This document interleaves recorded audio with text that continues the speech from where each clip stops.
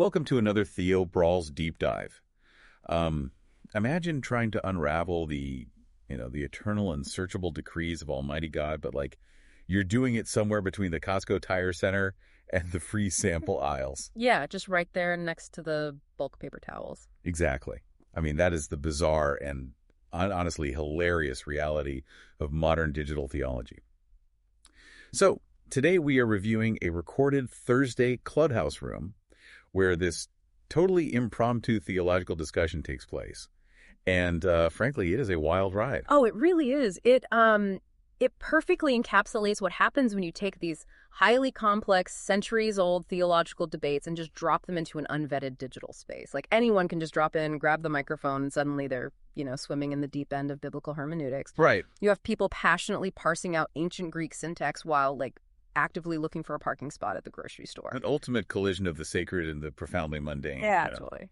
But, that collision is exactly why we're looking at this specific Thursday room today. Because our mission for you, the listener, isn't just to gawk at the spectacle. No, definitely not. The goal is to extract real constructive lessons on biblical interpretation, communication, and logical reasoning from what is, let's be honest, a mildly chaotic online room. Right. We want to sift through all that noise so you can figure out how to actually have better, more productive conversations about these difficult topics in your own life. Exactly. But before we dive into the specific texts and the arguments they bring up, we really have to do a psychological vibe check on this room. Oh, we absolutely have to. Because the interaction styles are just fascinating. Like when you hear TheoBrawlz, you probably picture people screaming at each other. Yeah, throwing chairs, that kind of thing. But it's vital to note right off the bat, no one in this room was yelling.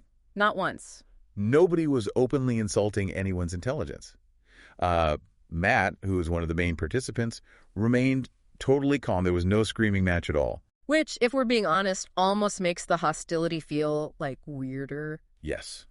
It's the uncanny valley of debate. Precisely. Because instead of open, fiery hostility, this room was just an absolute masterclass in passive aggression. Oh, 100%. It was filled with these bizarre strategic interruptions and just intense theological grandstanding. It was this incredibly polite, highly weaponized environment. Right. You have people saying things like, "Thank you so much for your time, brother," or "I appreciate your heart on this." Yeah, right before they attempt to push each other through a trapdoor into a logical maze. The politeness was just dripping with tactical maneuvers. I mean, you could practically hear the gears turning as they smiled through their microphone. Oh, completely. So let's set the scene for the first major interaction.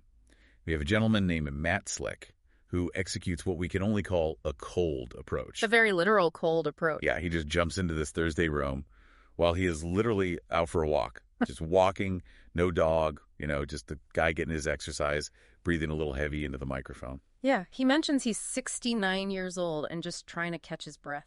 Right, and he casually walks into a room that just happens to be in the middle of a heavy discussion about 2ULIP. Okay, let's pause right there and define our terms. Good idea. Because if you are going to understand the mechanics of this debate, you need to understand the theological gravity of that word. So TULIP is pronounced exactly like the flower. Right. But it's an acronym representing the 5 points of Calvinism, which originated from the Synod of Dort back in the 17th century. Okay, and we don't need to do a full seminary course here. Right. But give us the brief overview so we know what battlefield Matt just walked onto. Sure. So the acronym stands for total depravity, unconditional election, limited atonement, irresistible grace, and perseverance of the saints. That's a lot of heavy syllables. It is. But essentially, the system argues that humans are so fallen they cannot choose God on their own. Therefore, God unconditionally elects certain people to be saved. Christ's atonement is specifically limited to those elect. God's grace to save them cannot be resisted.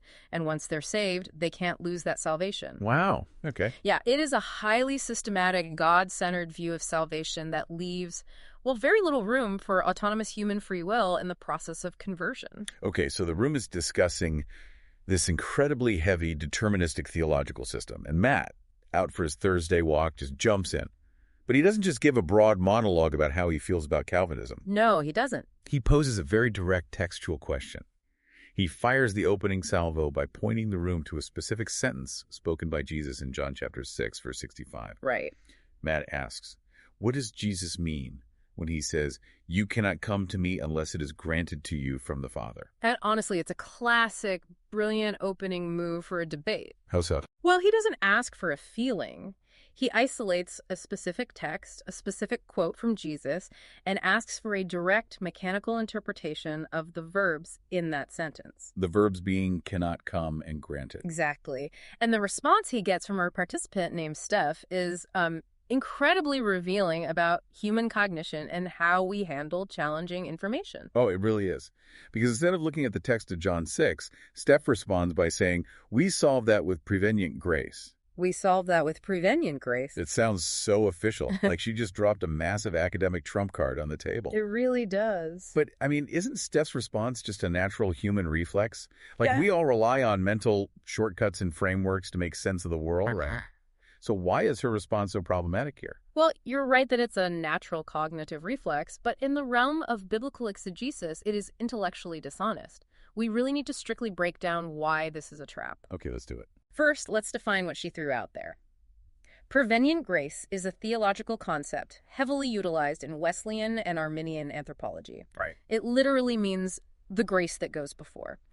The idea is that God gives a universal grace to all humanity that partially undoes the effects of the fall. Just enough to, like, restore human free will. Exactly. Just enough so that a person can freely choose or reject salvation. Okay, so it's the exact opposite of the Calvinist idea that human will is totally dead and requires irresistible grace. No. Prevenient grace says the will is resuscitated enough to make a choice. Spot on. Now, back to why her response is intellectually dishonest in the specific moment. Matt didn't ask Steph to provide a Wesleyan framework of anthropology. No, he didn't. He didn't ask, "Hey, Steph, what is the systematic theological category that opposes irresistible grace?" He asked a social question. Right, he asked what Jesus is saying in this specific sentence in John 6. Precisely. And this highlights a core, unbreakable rule of good theology. The text must always dictate the system. The system cannot dictate the text. Wow. When you answer a question about a specific Bible verse by instantly invoking a broad external theological framework like prevenient grace, which, by the way, is a phrase that doesn't actually appear anywhere in the Bible. Wait, really? It's not in there? Nope, not at all. So when you do that, you are essentially admitting that your system is functioning as an invisible filter. You are retrofitting the text to make sure it doesn't break your pre-existing framework. You're refusing to let the text speak for itself. Man, it's like asking a baker, "Hey, what are the specific ingredients in this cake sitting right here on the table?" You know, you want to know if there's vanilla or almond extract or whatever. Right. And instead of tasting the cake or looking at the actual label on the box, the baker just hands you a massive recipe textbook from a totally different bakery across town and says, "Well, here's a philosophy on how baking usually works." That is a fantastic analogy because the recipe textbook might be a great book. It might have a lot of truth in it, Yeah. but it tells you absolutely nothing about the specific cake sitting right in front of you. Yeah, exactly. Steph handed Matt a recipe book, The Concept of Prevenient Grace, instead of analyzing the cake, which was the actual words of Jesus in John 6. And Matt, to his credit, immediately points this out. He does. He notes that prevenient grace is a philosophical theory designed to enable a free choice. But the actual text of John 6 explicitly says, "You cannot come unless it is granted." He forces the conversation away from the system and back to the mechanics of the verb in the text. It's just so funny to be the casual use of this heavy academic posturing in such an informal audio room, Oh, yeah? like throwing around terms like prevenient grace without actually grounding them in the cited text is just a smokescreen. It's a way of sounding highly authoritative without actually doing the hard, tedious work of exegesis. It's like, "Ah, yes, I see your tricky Bible verse, and I raise you one multisyllabic seminary term." It is entirely performative, and when Matt doesn't let her get away with it, when he pushes back and demands she deal with the verbs, the system first defense starts to crack, which naturally causes the gears of the conversation to just violently grind. Yeah, and that grinding transition leads us right into the next major clash, because Steph's refusal to engage the text directly in John 6 isn't just an isolated incident, right? It's a symptom of a larger defense mechanism. Exactly. When the text becomes uncomfortable, the next logical retreat is to try and change the shape of the opponent's argument itself. Which brings us to an interaction I am affectionately calling parables, parrying, and the way people shade. I love that title so much. So how does the battlefield shift here? So Matt, still walking and breathing heavily, moves the conversation to the Gospel of Mark, chapter 4, verses 10 through 12. Okay. He brings up the historical fact that Jesus spoke in parables, and he asks the room why Jesus did that. Matt argues that the text is explicitly clear. Jesus says, "a dial." He speaks in parables so that seeing they may see and not perceive, and hearing they may hear and not understand, lest they should turn and be forgiven. Right. Matt is arguing that Jesus intentionally hid the truth from certain people so they wouldn't be saved. Which is a deeply scandalous, incredibly uncomfortable text for modern readers. Oh, absolutely. It goes against everything we naturally want to believe about Jesus being universally accessible. And it's important to note for you listening that Jesus is directly quoting the prophet Isaiah chapter 6 here. Right, the Old Testament context. Yeah. In Isaiah, God tells the prophet to go and make the hearts of the people dull so they won't repent. So Matt is leveraging this heavy historical and textual weight to argue for a Calvinistic, deterministic view of who gets the truth. Right. And Steph counters this. She argues that Jesus isn't talking about individuals being damned. Right. She argues that Jesus is speaking in parables so that Israel, as a corporate national entity, would become hardened and jealous. Okay. Which would ultimately allow the Gentiles to be grafted into the family of God. Now, Steph's argument there has historical roots. You can find elements of that corporate hardening argument in Paul's letter to the Romans, chapters 9 through 11. Sure. But instead of patiently exploring how Romans 9 might map onto Mark 4, the communication styles completely sabotage the theological exchange. They aren't baiting anymore. They're playing theological Tetris. Theological Tetris. I love that. Yeah, Steph is furiously rotating Matt's argument in midair, trying to make it fit into a predetermined Calvinists hate everyone slot so she can make the uncomfortable issue disappear. Yes. The theological Tetris is exactly what happens. It becomes a total melee of passive aggression. Because Steph brings this incredibly heavy, icy sarcasm to the table. Oh, she really does. She challenges Matt's interpretation by saying, so only the 12 are elect. Like, she accuses him of believing that only the 12 disciples standing there will be saved. Right. And Matt gets incredibly defensive and repeatedly threatens to just leave the room if he keeps getting interrupted. He's like, I'll be glad to leave. If she keeps interrupting, I'll just go somewhere else. And this is where Neil, the moderator of the Clubhouse room, has to step in to manage the chaos. Yes. This is one of my favorite moments. Neil interjects to try and cool things down, and he starts laughing at what he explicitly calls white people shade. White people shade. Yeah, he points out to the room that they have this highly peculiar way of fighting. He's laughing because it's this specific brand of hilariously pull-out but deeply cutting passive aggression. It's not a screaming match. It's just this icy, sarcastic parrying back and forth. You know, Neil's observation about white people shade is actually incredibly astute sociologically, and it's something listeners really need to pay attention to if they want to understand online dynamics. What do you mean? Well, what Neil is observing is the absolute failure of honest inquiry, masked by polite vocabulary. Instead of engaging the actual argument, the Greek text of Mark 4, the historical context of Isaiah 6, the participants are engaging in pure defensive posturing. So how do we distinguish between someone asking a tough question and what Steph is doing here? Like, what is the functional difference between honest inquiry and intentional misrepresentation? It comes down to the intent of the question. Okay. Honest inquiry seeks to clarify an opponent's position so you can accurately dismantle it. Intentional misrepresentation seeks to distort the opponent's position so you don't have to deal with it at all. When Steph says to Matt, so only the 12 are elect, she isn't asking an honest, clarifying question. She is deliberately putting words in her opponent's mouth. Right, she's building a straw man. A massive one.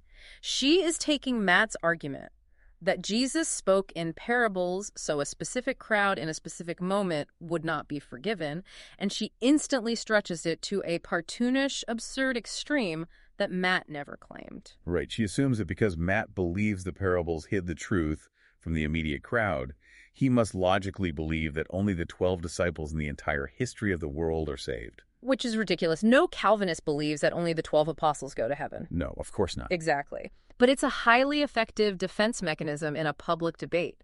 Because when you do this, you force your opponent to stop arguing their strong point and start defending themselves against a weak point they never even made. Right. The conversation stops being about the difficult text of Mark 4. Yes. Matt has to spend the next 5 minutes saying, that's not what I said. Please don't read my mind. He actually says that. He literally says, you're bad at it. Please don't read my mind. You're bad at it. Yeah.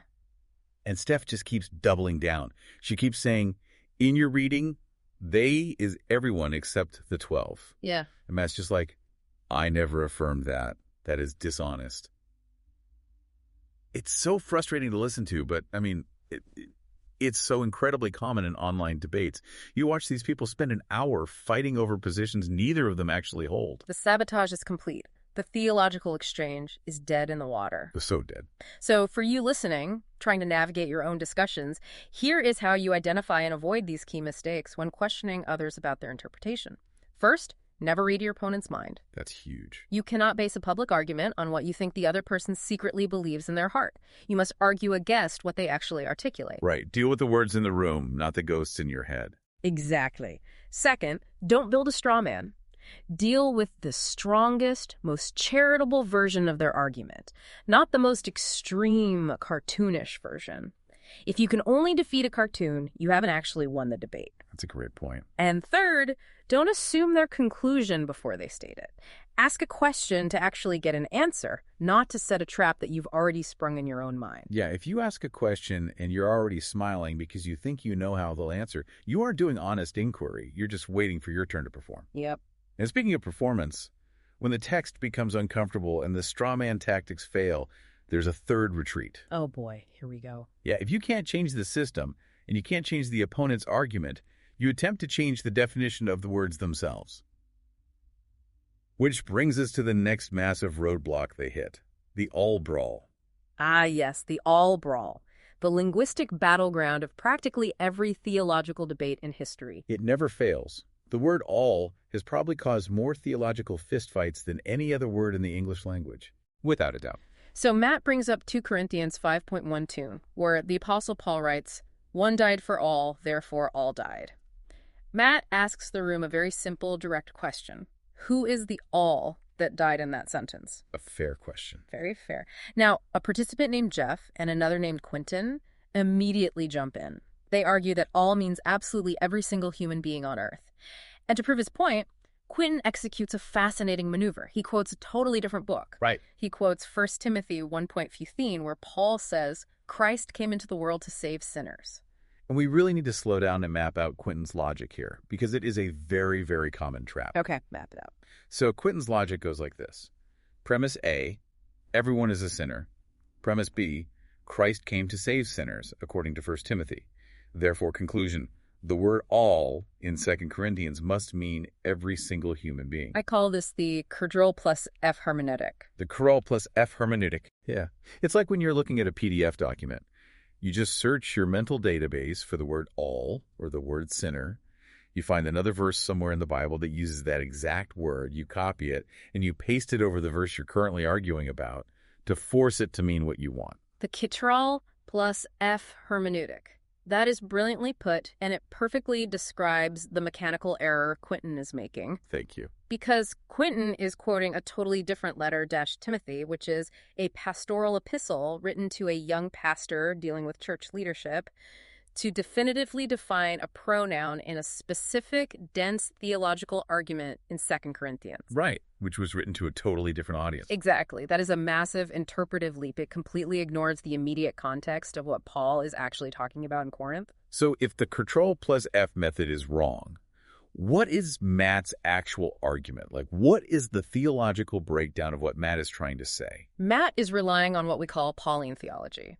If you look at Paul's letters as a whole, specifically Romans chapter 6 or Colossians chapter 2, Paul frequently uses the concept of dying with Christ or having died. But in Paul's theological grammar, that concept is applied exclusively to believers.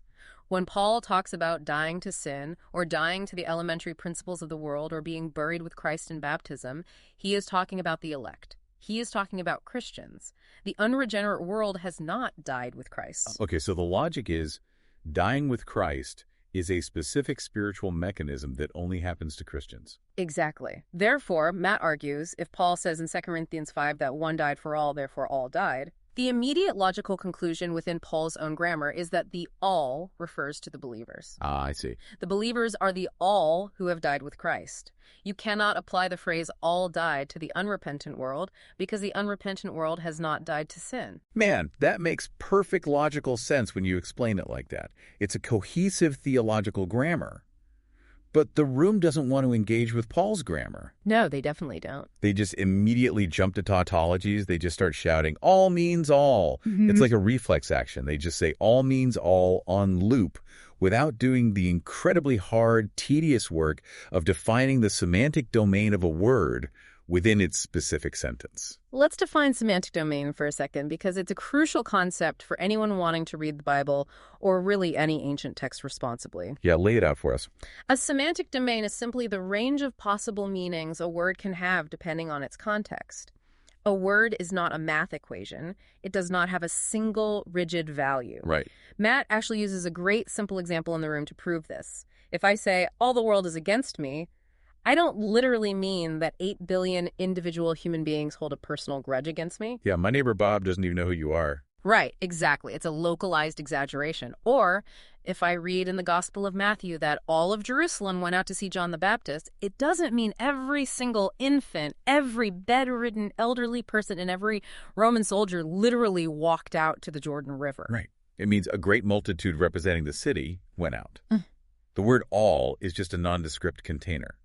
The context of the sentence pours the actual meaning into that container. Exactly. But Jeff and Quentin refuse to let the context do the pouring. They want the English dictionary to do the pouring. And when you force a dictionary definition onto a text while ignoring the author's local context, you aren't doing exegesis drawing meaning out of the text. Yeah. You're doing eisegesis reading your own meaning into the text. Which honestly sets us up for the absolute highlight of this entire deep dive. Oh, I know where you're going. If you thought the all brawl was intense, wait until you hear how they handle the word forever. Because this next moment is where digital theology reaches its absolute zenith of absurdity. I am talking about the arrival of the Costco pastor. This was truly a cinematic moment in audio form. I mean, if you were writing a script about the absurdity of modern life, you would write this exact scene. So a guy named Sam enters the chat. But he doesn't just quietly enter and wait his turn. No, that would be too simple. He literally announces to the room that he is currently pulling his car into a Costco parking lot. He asks the moderator for someone to play hip-hop music underneath his voice while he gets his notes set up. I still can't believe that actually happened. It did. He then dramatically declares that he has pulled his car over specifically so he can pull out his sword, meaning his Bible, to settle this debate forever. Yes. Let me paint this picture for you listening. He is unsheathing his metaphorical sword to do spiritual battle somewhere between the bulk paper towels and the $3 rotisserie chickens. It is the perfect encapsulation of the medium, the absolute theatricality of it. And Neil, the moderator, completely loses it. He starts laughing and jokes, free sample day at Costco. It's brilliant. It is pure performance art. But once Sam gets his sword out and his hip-hop music fades, he attempts to tackle the next text Matt has brought up, which is 1 Samuel 3.14. Right. Let's break down this forever debate, because it's actually a very sharp theological trap Matt has set. It is a profound question. Matt points to 1 Samuel 3.14, which is a historical narrative where God is judging Eli the priest and his corrupt sons. God swears an oath saying that the iniquity of Eli's house shall not be atoned for by sacrifice or offering forever. Okay, yeah. Now, Matt is setting a logical trap regarding the doctrine of limited atonement versus universal atonement. Right, because if you hold to universal atonement, you believe Jesus died on the cross to pay for the sins of every single individual who has ever lived. Correct. So Matt is asking, if Eli's house is explicitly denied atonement forever by a divine decree in Samuel, does that mean Jesus' universal sacrifice on the cross didn't atone for them? Oh, I see where he's going. Yeah, if Jesus died for every single individual, how can God swear that Eli's house will never have atonement? You can't have universal atonement if there's a specific group mathematically excluded forever. It's a devastatingly sharp question. Huh. So Sam unsheathes his Costco sword and swings back. And Sam's defensive strategy is to attack the definition of the word forever. Right. Sam cites 1 Samuel 2.30, and then he does something very interesting. He cites the book of Exodus, chapter 21, verse 6.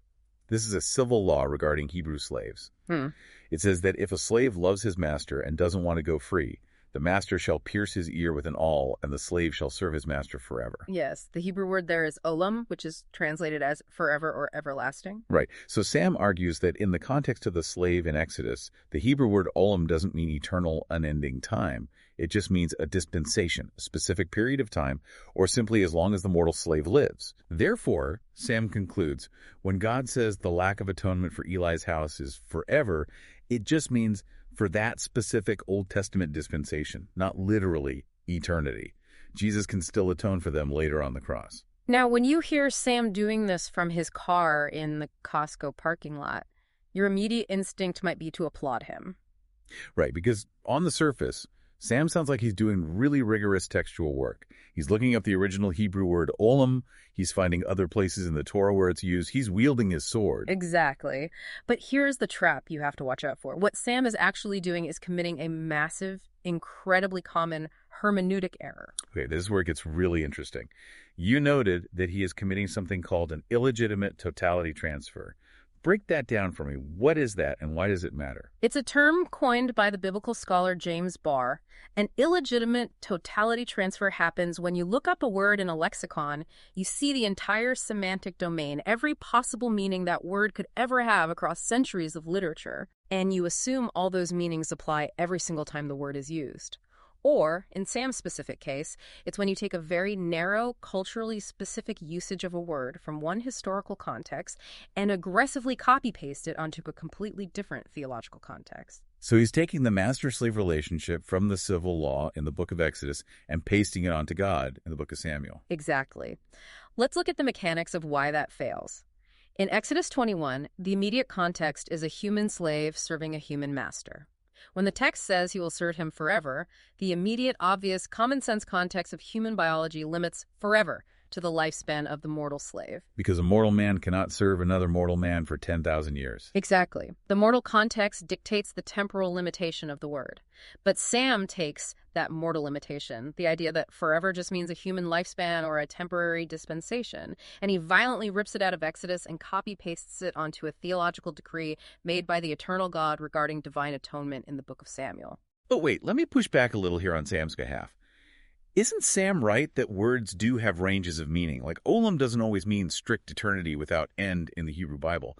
Sam isn't wrong about the dictionary definition, is he? Sam is absolutely right that the word has a range of meaning. But acknowledging a range of meaning is the beginning of exegesis, not the end. Oh, wow. The dictionary gives you the possibilities. The immediate surrounding context determines the choice. You cannot take the meaning of a word that is constrained by human mortality in Exodus and force it upon a divine decree about atonement in Samuel simply because it helps you escape a difficult theological trap. He's using the Cridwell plus F hermeneutic again, just with Hebrew this time. Precisely. And Matt points this out perfectly in the room. Matt cites Psalm 90, which says, "From everlasting to everlasting, you are God." That verse uses the exact same Hebrew word, olam. Right. Does that mean God is only God for a temporary dispensation? Does God only exist for a human lifespan? Of course not. The context of God's infinite nature demands the eternal, unending meaning of the word. So what Sam is essentially doing is looking at the menu of possible meanings for the word forever, finding the one specific option that rescues his universal atonement theology from Matt's trap, and just ordering that one option, completely disregarding what the surrounding text in Samuel actually demands. He is treating the dictionary like an a la carte menu for his theology. And what's fascinating is the psychology of how he delivers it. He does this while announcing he has a non-aggressive theological resistance approach. So polite. He's very polite. He's very smooth. But structurally, his hermeneutics are violently tearing the text out of its context. It's a polite mugging of the biblical text. A polite mugging. I love that. Which brings us to the final showdown of this room. Segment 5, the ultimate dodge and the student guide. The clock is ticking down in the clubhouse room. Matt has a heart out. Right. Matt mentions he literally has like 2 minutes left before he has to go host his own syndicated radio show. So knowing his time is up, he decides to drop his final, most difficult trap. He goes to the Gospel of Matthew, chapter 6, verse 12. The Lord's Prayer. Exactly. Forgive us our debts as we forgive our debtors. Matt points out that Jesus explicitly equates the concept of sin with the concept of legal debt. Which is a standard biblical metaphor. Sin creates a moral debt to God. Exactly. And then Matt springs the trap based on that metaphor. If Jesus canceled the sin debt on the cross for absolutely everyone, which is what Sam believes, how can anyone go to hell for a debt that no longer exists? Right. If the debt is paid, it's paid. You can't collect on a canceled check. This is a classic, devastatingly simple logical syllogism. It actually dates back to the Puritan John Owen in his book, The Death of Death and the Death of Christ. Oh, wow. Yeah, it's the argument of double jeopardy. If God poured out his wrath on Jesus for the sins of a specific person, God cannot justly pour out his wrath on that same person in hell for those same sins. Because that would be double jeopardy. Right. The debt was settled. So if you believe Jesus paid for the sins of every single human being, what exactly is sending the unbeliever to hell? You can't be sent to debtor's prison if the bank already holds the cleared check. It's a massive logical problem. And I just have to roast Sam's spectacular dodge here. Because Sam is absolutely cornered in his car in the Costco parking lot. He really is. He cannot answer the question logically without either denying universal atonement, which means conceding to Matt, or affirming universalism, which means agreeing that everyone goes to heaven, which is a heresy neither of them believe. So what is his psychological response to being cornered? It is the ultimate sidestep. Does he answer the question? No. He utterly refuses. Typical. He tells Matt that he doesn't work in bits and parts. He claims that Matt's question is too disjointed, and he needs time to go study his notes and prepare a proper shellacking for Matt at a later date. I want to give you a proper shellacking. It's an incredible exit strategy. When logic fails, promise future violence. It's amazing. Like, your question is so logically sound, I absolutely refuse to answer it right now until I can completely destroy you with my answer tomorrow. Right. He completely dodges the trap by appealing to his own future greatness. He's protecting his ego in front of the silent audience listening in the room. And then, because the tension is so high, the room kind of devolves into this weird self-congratulatory wrap-up. It really does. Sam starts praising Steph for taking heat for him in the past, and he brings up this title she has, calling her the Queen of the Heretics. Yes, and we should briefly clarify that title for you listening so we don't misrepresent her. Good point. Steph leans into the Queen of the Heretics title in this room, but she didn't actually give it to herself. It was a derogatory title given to her by someone else in a prior conversation. Oh, gotcha. But she wears it in this room like a badge of honor. It functions as a form of defensive tribalism. It just adds to that theatrical vibe of the whole room. They view themselves as these embattled, brave defenders of the faith standing up against the Calvinist invaders. It is pure theater, a parking lot drama. But theater and passive aggression aside, there are massive foundational lessons here for anyone trying to navigate these waters. Let's translate this chaotic clubhouse room into a practical summary guide. I think that's a great idea. Whether you are a theology student or just someone trying to understand dense topics through online debates, what are the major red flags we need to watch out for? Let's outline 3 specific red flags in online debates. If you are listening to a debate or participating in one yourself and you see these human mechanisms activate, the conversation is likely derailing into useless posturing. Okay, lay them on me. Red flag number 1, answering a text question with a systematic framework. If someone asks you, what does verse X mean in its context? And your first word is Calvinism, Arminianism, Prevenient grace, or dispensationalism, you are failing to do exegesis. Right. You are shielding yourself with a system. You are handing them a recipe book instead of examining the cake. Exactly. What's number 2? Red flag number 2. Using totality transfer to define words across different books. If someone tries to define a theological pronoun in Paul's letters by aggressively quoting how Moses used a similar word in a civil law code 1,000 years earlier, they are ignoring immediate context to win a point. They're doing a critral plus F hermeneutic. Precisely. And red flag number 3. Promising a shellacking later instead of addressing the premise now. Oh, the classic dodge. Yeah, if an opponent cannot engage with the simple logical premise of your question in the moment, like the concept of a canceled debt, but instead promises to go do research so they can rhetorically destroy you tomorrow, they are dodging. They're protecting their ego in front of an audience, not seeking the truth. I love that framework. It makes the invisible traps visible. Yeah. So if those are the red flags, what are the actionable tips? Like, how do we as listeners and participants maintain focus when the temperature rises, the egos flare, and the white people shade starts flying across the room? Here is a list of highly actionable tips for maintaining focus during heated theological debates. First, rigorously repeat the opponent's premise back to them before you answer. Say, if I understand you correctly, you are arguing X. Is that right? Don't move on until they agree. Right. Do not proceed until they agree. This entirely eliminates the straw man errors and intentional misrepresentations that Steph fell into with the only the 12 are elect accusation. That's brilliant. Second, insist on defining vague terms before moving on. When someone says all means all or forever means forever, politely stop the conversation. Ask, what is the semantic domain of all in this specific sentence? What is the container holding? Do not let them retreat to tautologies. Make them do the hard work. Exactly. And third, isolate the text. If you are discussing the verbs in John 6, do not let the opponent pull you into 1 Timothy or Exodus until John 6 is resolved. You have to be a disciplined anchor, holding the conversation to the immediate text at hand. Otherwise, the debate just becomes a chaotic game of scripture ping pong. That is incredibly practical. It's about being disciplined. It's about not letting the conversation drift into the free sample aisle when you specifically came to the store to buy tires. You have to stay focused on the task at hand. Absolutely. So what does this all mean for you? How do you apply these insights? For you, the listener, applying these lessons to your own theological discussions means actively choosing to move away from the performative grandstanding and the sword-drawing theater we saw in this Clubhouse room. Yeah. It means moving toward rigorous, humble, text-first inquiry.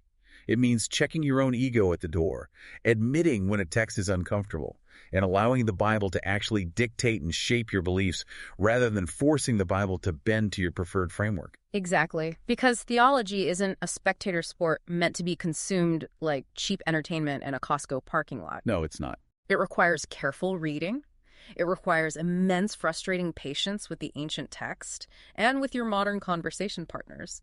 And most importantly, it requires a profound, terrifying willingness to let the text challenge and even break our pre-existing systems. Wow. If your theological system is never challenged by the text of Scripture, you probably aren't reading the text closely enough. You're just skimming it to confirm what you already think. That is the perfect note to end on, which leaves us with a final provocative thought for you to mull over on your own this week.